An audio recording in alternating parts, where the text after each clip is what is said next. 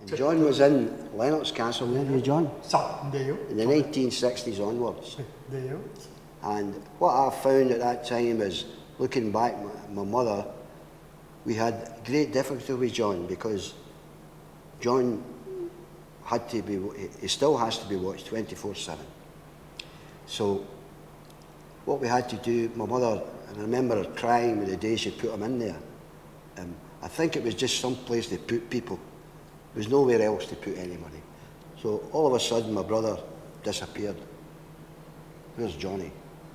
My mother had to tell us that it was in Lennox Castle. And then the tragedy was that Johnny lost, we all lost one mother.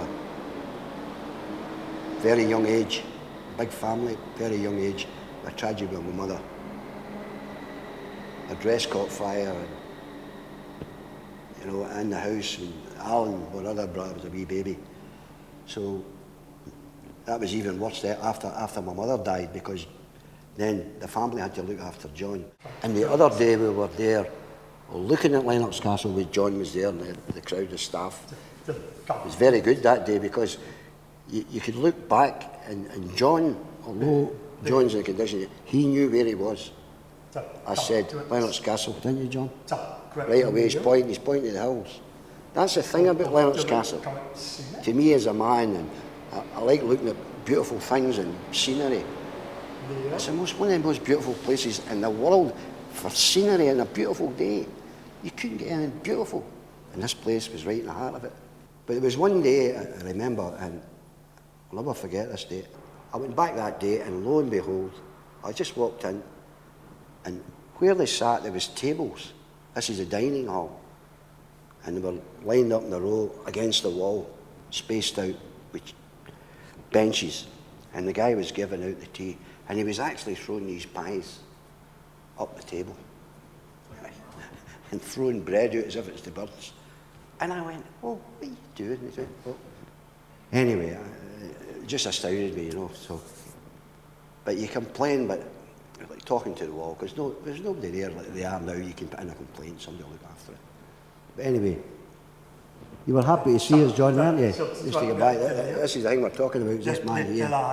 But Lennox Castle, didn't you like Lennox Castle, John? No. Did you like it, John? No. He put down that sheet of paper and it was blank, and then he started to do these things. And that's all coming through his mind. I've asked him why he get that. To me, he does a drawing of, so you do the drawing of, what is that you do, the face, John? Where did you see that, on the television? I think that's where he's seen it. Watch the telly, it's a face, it's like one of these puppets. He loves that. But you do lovely circles. You like drawing circles, don't you, John? Don't you? He just loves it, and once you see it, the colours and colours. And what I find about my brother, he's got very, very good patience. He just carries on. Carries on. Tell the lady how many watches you've got, John.